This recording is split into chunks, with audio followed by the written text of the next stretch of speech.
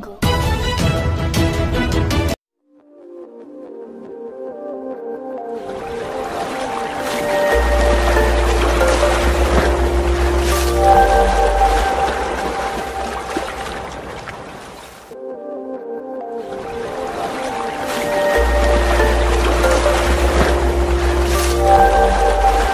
గడ్చిరోలి జిల్లా సిర్వంచ తహసీల్ రాజేశ్వర్పల్లి చెక్ వద్ద రుబినీ hospital wellness private limited శంకుస్థాపన ఘనంగా జరిగింది. ఈ కార్యక్రమానికి మహారాష్ట్ర ముఖ్యమంత్రి దేవేంద్ర ఫడ్నవీస్ ముఖ్య అతిథిగా హాజరై భూమి పూజను చేశారు. ఈ సందర్భంగా మాట్లాడిన సీఎం ఫడ్నవీస్ గడ్చిరోలి వంటి దూర ప్రాంతంలో ఆధునిక వైద్య సేవలు అందించేందుకు రుబినీ హాస్పిటల్ తీసుకొచ్చిన ఈ ముందడుగు అభినందనీయమని అన్నారు. రుబినీ హాస్పిటల్ డైరెక్టర్ రాణా దిలీప్ రావు సూర్యవంశీ మాట్లాడుతూ గ్రామీణ ప్రాంత ప్రజలకు నాణ్యమైన ఆరోగ్య సేవలు అందించేందుకు తమ లక్ష్యమని తెలిపారు. Rubini hospital director doctor Parvez గ్రాంటెడ్ కూడా ఈ సందర్భంగా ప్రసంగించారు. हर बरस 3 लाख आउटपेशेंट क्लिनिक है और Ruby hall does charity of 30 कोटी फ्री ट्रीटमेंट एवरी ईयर। और एक बहुत इम्पोर्टेंट चीज़ है, जिसी को भी कैंसर हुआ है बच्चे लोग को 18 पे बिलो उनको फ्री ट्रीटमेंट कैंसर ट्रीटमेंट होता है रूबी हॉल क्लिनिक में। So it is basically a social service. It's a charitable trust, and the money it is used is given back to the hospital. Next slide. Next slide, please. I was just go back one slide. मैं chief minister के साथ अभी बात KIA है that it is Maharashtra's best equipped hospital today. जो भी equipment है Ruby में is the best equipped hospital in whole of Maharashtra. No other hospital has the equipment we have, and I've given you the list of the equipment used. Next slide. So we are setting up. हमें यहाँ 300 bed का charitable hospital करने का है. Initially 3 महीने में basic facilities चालू हो जाएगा. बेसिक फैसिलिटीज म्हणजे लेबर, गायनेकोलॉजी, सिजेरियन सेक्शन उसको लगेगा, किसी को हर्निया, हाइड्रोसील और बेसिक जो भी treatment trauma that means injury, किसी को इंजरी रहेगा तो we will treat that also. Next slide. फिर उसके बाद slowly nursing college, pharmacy college, ये सब आस्ते आस्ते बिल्डअप हो जाएगा. Next slide. So let us see little bit of health care in Gadchiroli. Next please. इधर क्या हुआ है, there is a population of 15 lakh का पॉपुलेशन है और 15 लाख का पुष्कर डिस्ट्रिक्ट्स है, और ये डिस्ट्रिक्ट्स में 100 किलोमीटर में एक पण अच्छा हॉस्पिटल नहीं है, एक पण फैसिलिटी अच्छा नहीं है. इसके लिए हम लोग ने यहाँ आ रहे हैं. Next slide. So if you see infant mortality, that means बच्चे लोग का mortality is highest in this district. So we want to change that. We want to bring it down so that this mortality comes down. That's the reason we are coming here. Next slide. All the government schemes will be put into this hospital complex. Mahatma Jyoti Phule scheme, Anshuman Bharat scheme, PSI, CGHS, etc. Next slide. So improved access to care, socio-economic uplift, regional health and educational hub. Next slide. So this is initially what it is going to look like. Next slide. Next slide.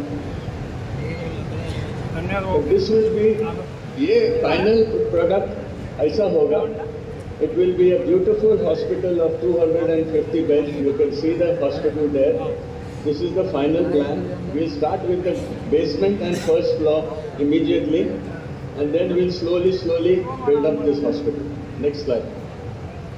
This is where the hospital is going to be situated. Kutte hai hospital? Next slide.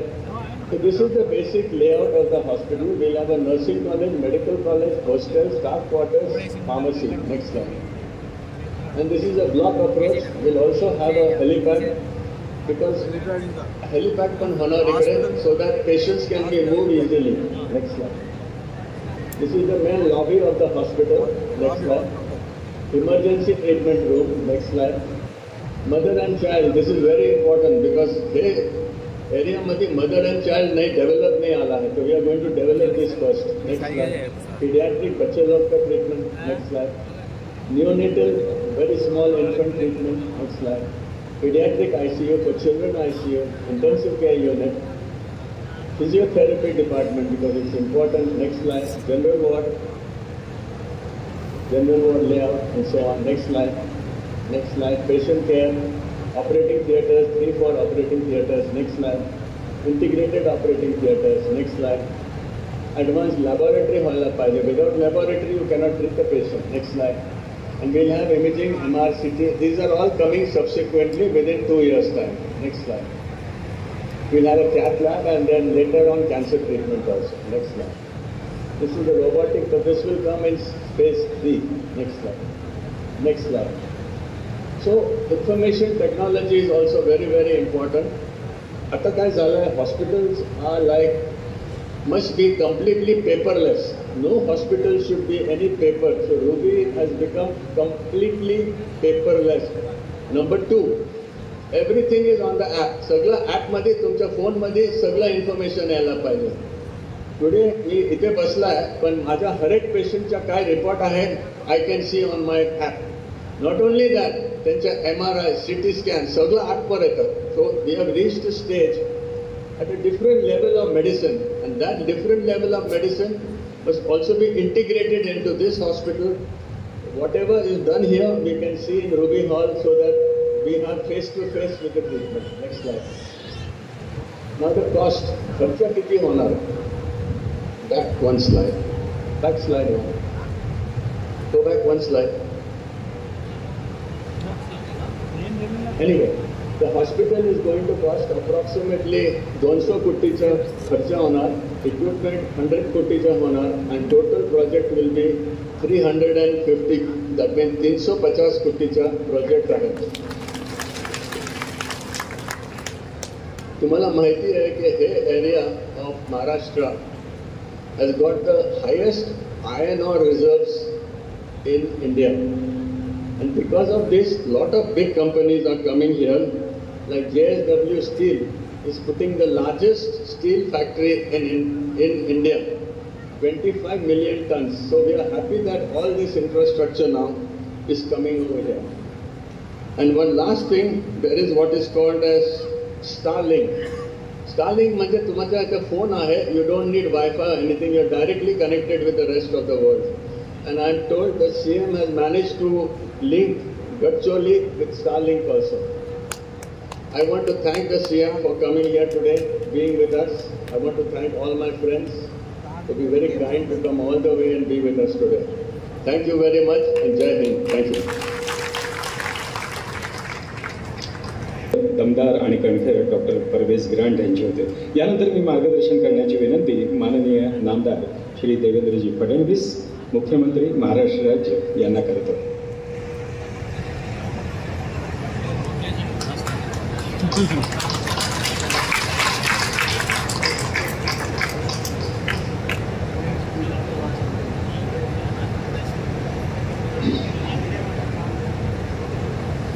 हिंदवी स्वराज्याचे सरसंस्थापक छत्रपती शिवरायांना मानाचा मुजरा करतो. भारतीय राज्यघटनेचे शिल्पकार Bharat Ratna doctor Babasaheb Ambedkar यांना मानवंदना अर्पित करतो. आज गडचिरोलीकरता एक अतिशय ऐतिहासिक अशा प्रकारचा दिवस आहे. या ठिकाणी आवाज येतो, थांब येईल. हे आवाज कर नीट, आवाज नीट कर. आज सिरोंच्यामध्ये रुबी हॉल क्लिनिक सारखं महाराष्ट्रातलं सर्वात नावाजलेलं हॉस्पिटल आणि कॉलेज कॅम्पसच्या भूमिपूजन समारोहामध्ये मंचावर उपस्थित असलेले या जिल्ह्याचे सहपालकमंत्री ॲडव्होकेट आशिष जयस्वालजी, आमदार डॉक्टर मिलिंद नरोटेजी, आमदार हेमंत पाटीलजी रुबी हॉल क्लिनिकचे संचालक डॉक्टर परवेज ग्रांट, त्याचप्रमाणे या संपूर्ण प्रकल्पाची संकल्पना ज्यांनी तयार केली आणि आज ती या ठिकाणी त्याची मुहूर्तमेढ केली ते श्री राणा सूर्यवंशी, विभागीय आयुक्त श्रीमती विजयलक्ष्मी बिद्री, श्री संदीप पाटील, श्री अविशांत पांडा, श्री निलोत्पल, या ठिकाणी उपस्थित सर्व सन्मान्य अधिकारी, पदाधिकारी, लोकप्रतिनिधी आणि उपस्थित सर्व भगिनी आणि बंधूंनो, आज खरोखर ही अतिशय आनंदाची गोष्ट आहे की सिरोंचामध्ये एक अतिशय सुसज्ज अशा प्रकारचं 350 बेडेड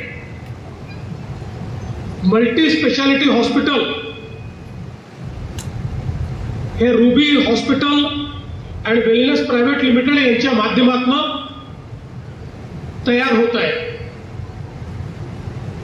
आपल्याला याची कल्पना असेल, आत्ताच डॉक्टर ग्रांट यांनी सादरीकरण केलं. रुबी हे हॉस्पिटल पुण्यातलं सर्वात नामांकित हॉस्पिटल आहे. महाराष्ट्रातल्या नामांकित हॉस्पिटलपैकी एक आहे आणि आता जसं त्यांनी सांगितलं, देशातलं सर्वाधिक इक्विप हॉस्पिटल म्हणून त्या ठिकाणी ते तयार होत आहे. अशा प्रकारचा प्रदीर्घ अनुभव असलेलं हे हॉस्पिटल गडचिरोली जिल्ह्यामध्ये सिरोंचामध्ये या ठिकाणी येणं हे मला असं वाटतं अत्यंत महत्वाची अशा प्रकारची घटना आहे. हे हॉस्पिटल आल्यामुळे नागपूर, पुणे किंवा मुंबईमध्ये जी मल्टी स्पेशालिटी आपल्याला उपलब्ध आहे, ज्याकरता आपल्याला कधी वेगळ्या राज्यात जावं लागतं, अशा प्रकारची सगळी मल्टी स्पेशालिटी याच ठिकाणी आपल्याला उपलब्ध असणार आहे. आणि आता केवळ गडचिरोलीच नाही तर बाजूला लागून असलेला तेलंगणा असेल किंवा या ठिकाणी आपल्या बाजूचे वेगवेगळे राज्य असतील, छत्तीसगड असेल, अशा ठिकाणूनही जे पेशंट्स आहेत ते या हॉस्पिटलमध्ये येतील अशा प्रकारची अतिशय उत्तम व्यवस्था या ठिकाणी करण्यात आली आहे. सगळ्यात महत्वाचं काही असेल तर आपल्याला कल्पना आहे, महाराष्ट्रामध्ये आम्ही महात्मा फुले जनारोग्य योजना सुरू केली. महात्मा फुले जनारोग्य योजनेमध्ये महाराष्ट्रातल्या प्रत्येक नागरिकाला, त्याच्याकडे कुठलं रेशन कार्ड आहे किंवा त्याच्याकडे अजून कुठलं ओळखपत्र याचा विचार न करता महाराष्ट्रातल्या प्रत्येक नागरिकाला 5 लाख रुपयापर्यंतचा इलाज हा मोफत देण्याचा निर्णय आपण केला. आणि परवा तर आपण हाही निर्णय केला की आतापर्यंत 1300 आजार आपण मोफत इलाज देत होतो. परवा आम्ही 1300 वरनं त्याची संख्या वाढवून 2400 केली. म्हणजे 2400 वेगवेगळ्या प्रकारच्या आजाराकरता आता तुम्हाला एक नवीन पैशाचा खर्च येणार नाही. 5 लाखापर्यंतचा सगळा इलाज आम्ही मोफत करू. पण आम्ही जरी इलाज मोफत करायचं ठरवलं आणि हॉस्पिटलच नसलं तर त्या 5 लाख रुपयाचं करायचं काय? त्यामुळे हे आवश्यक आहे की अशा प्रकारचं मल्टी स्पेशालिटी हॉस्पिटल हे झालं पाहिजे.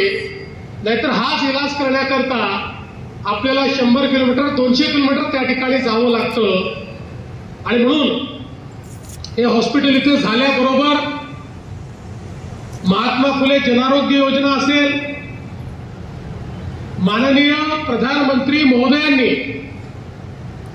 आपल्याकरता सुरू केलेली जी काही आयुष्यमान भारत योजना आहे ती योजना असेल, कामगारांकरता सुरू केलेल्या योजना असतील, अशा सगळ्या योजना या हॉस्पिटलमध्ये लागू असतील आणि म्हणून या परिसरातल्या प्रत्येकाला त्या ठिकाणी त्या योजनेचा लाभ घेऊन आपल्या कुठल्याही प्रकारची शस्त्रक्रिया असेल, कुठल्याही प्रकारचा इलाज असेल, हा इलाज त्या ठिकाणी मोफत करून घेता येईल.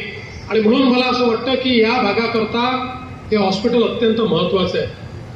विशेषतः आज आपल्याला मला सांगताना आनंद वाटतो की इथनं आम्ही अहेरीला चाललो.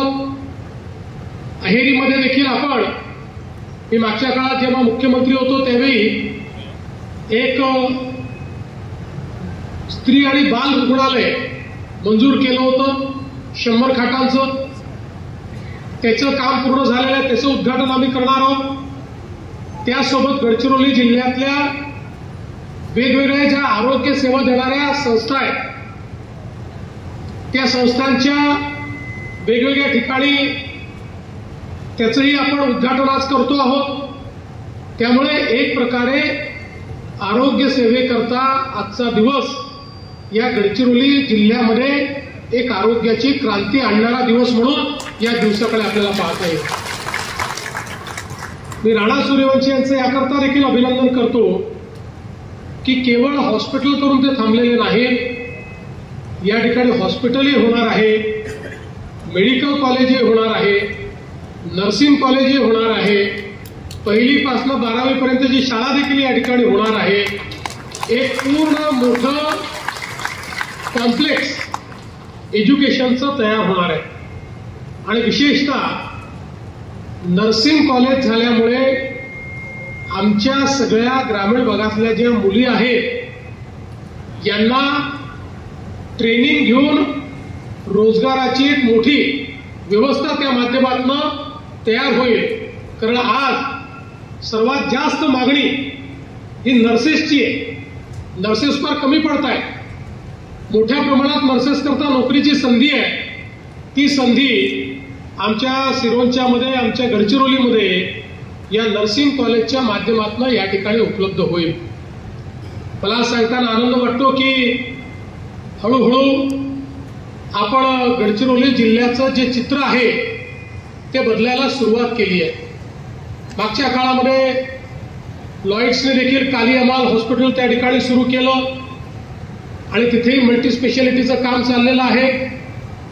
यासोबत नुकतेच आपण जवळपास 500 कोटी रुपयाचे नवीन रस्ते हे या ठिकाणी मंजूर केलेले आहेत.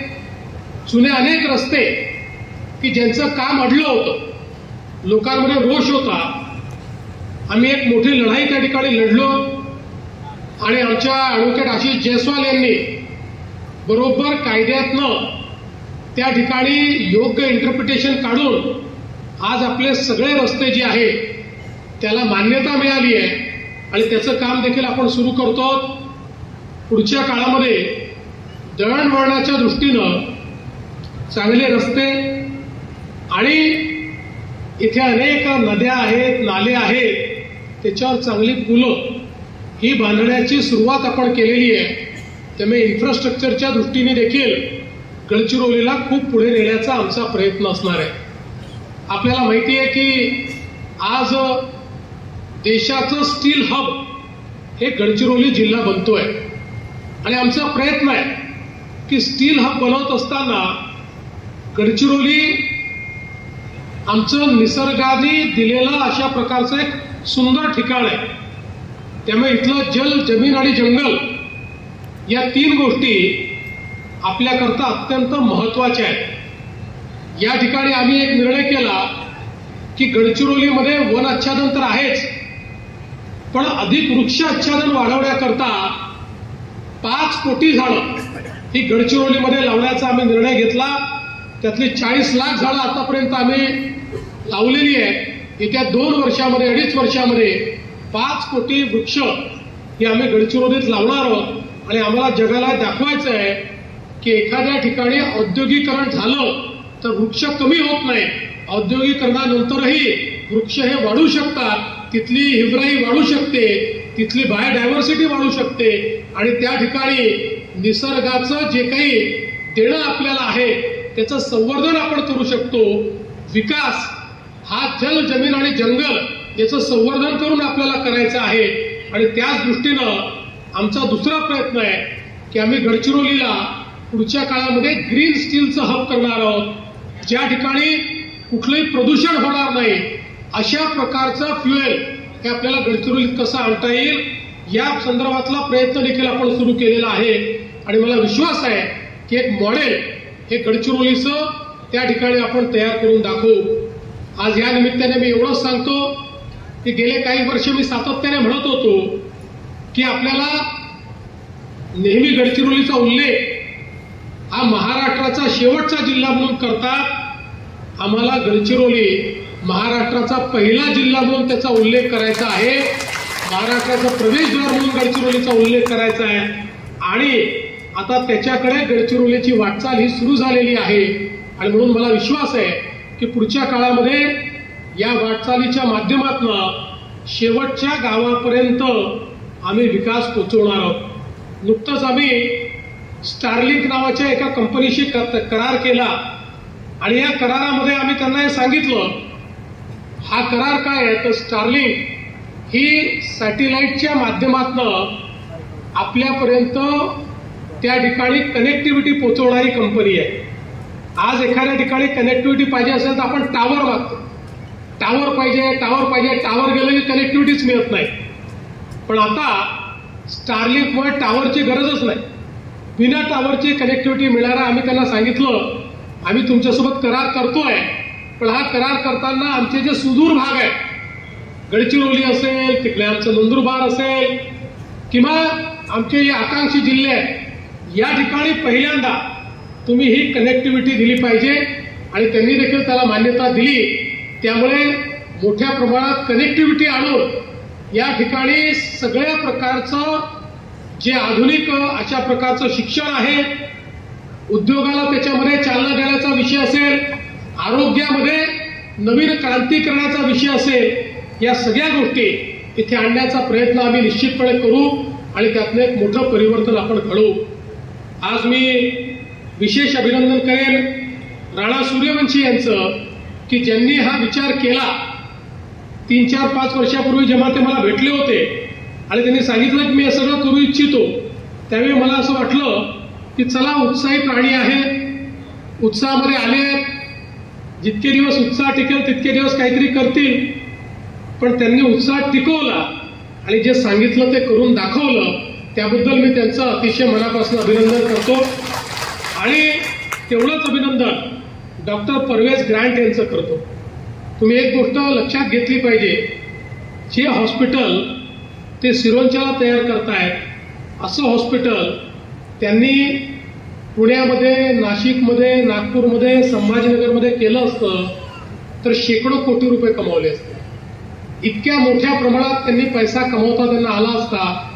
पण एक सामाजिक जबाबदारी समजून की आपलंही हे काम आहे की राज्याच्या सर्व भागामध्ये क्वालिटी हेल्थकेअर त्या ठिकाणी पोचली पाहिजे. प्रत्येकाला तो कुठे राहतो यावर अवलंबून नाही, तर प्रत्येकाला गुणवत्तापूर्ण आरोग्य सेवेचा अधिकार आहे आणि त्या अधिकारामध्ये या सगळ्या ज्या काही आपल्या स्वयंसेवी संस्था असतील किंवा चॅरिटेबल इन्स्टिट्यूशन्स असतील, यांनीही त्याच्यामध्ये भागीदारी केली पाहिजे. अशा प्रकारचा विचार मनामध्ये ठेवून गडचिरोलीसारख्या या भागामध्ये, म्हणजे आपण जर विचार केला तर पुण्यापासून 1100-1200 किलोमीटर दूर त्यांनी हा विचार या ठिकाणी केला. खरं म्हणजे ग्रामीण भागात जाण्याकरता पुण्याच्या जवळपासही ग्रामीण भागात तिथेही ते जाऊ शकले असते, पण त्यांनी विशेष गडचिरोलीमध्ये येण्याचा या ठिकाणी निर्णय केला. त्याबद्दल आपण सगळे टाळ्या वाजवून त्यांचं मनापासून अभिनंदन करू. आणि मला त्यांनी सांगितलंय की राणांनी आणि त्यांनी की लवकरच पोटा केबिनच्या माध्यमातून इमिजिएटली इथे म्हणजे बांधकाम तर होत राहील, पण या ठिकाणी हॉस्पिटलची सुरुवात ते करतील आणि काही सेवा प्रसूती असेल किंवा त्या ठिकाणी महिला आणि बाल रोग असेल, छोटे ऑपरेशन्स असतील, याची सुरुवात तर ते तात्काळ करणार आहेत आणि त्यांनी हे ठरवलंय 18 महिन्यामध्ये या ठिकाणी बांधकाम पूर्ण करायचं आणि 18 महिन्यानंतर पुन्हा एकदा आम्ही सगळे आता भूमिपूजनाला आलो, बांधकाम झालेल्या इमारतीच्या उद्घाटनाकरता या ठिकाणी येऊ हा विश्वास मी व्यक्त करतो. आपल्या सगळ्यांचं या ठिकाणी मनपूर्वक स्वागत करतो, आपले आभार मानतो आणि या सगळ्या कामामध्ये आपलं जिल्हा प्रशासन आणि पोलीस प्रशासन यांनीही जी काही मदत केली आहे त्यांचंही मी मनापासून अभिनंदन करतो आणि माझे 2 शब्द संपवतो. धन्यवाद. जय हिंद, जय महाराष्ट्र. यानंतर या कार्यक्रमाचं ऋणाद्वेष करण्याकरता मी माननीय श्री राणा दिलीपराव सूर्यवंशी यांना विनंती करतोय.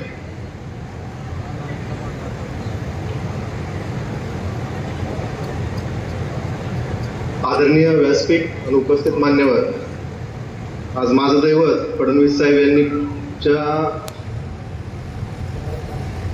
पहिल्यांदा बोलतोय मी आज स्टेजवरती. याआधी कधी मला वाटलं नव्हतं बोलेल, पण साहेबांनी विनंती केल्यानंतर मी आज बोलतोय आपल्या समोर.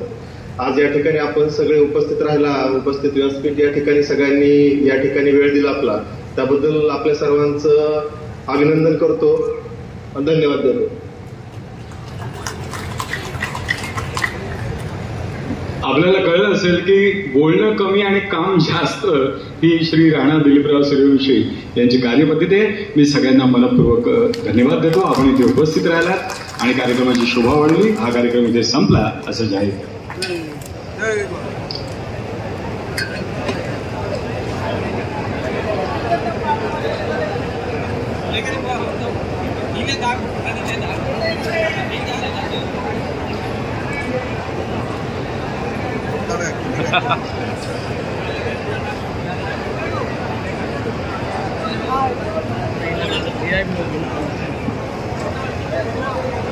केला घालता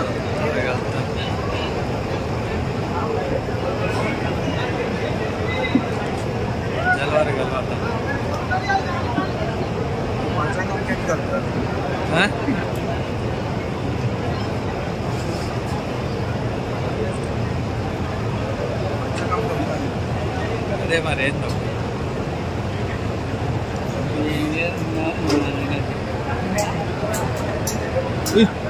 saya bilang kok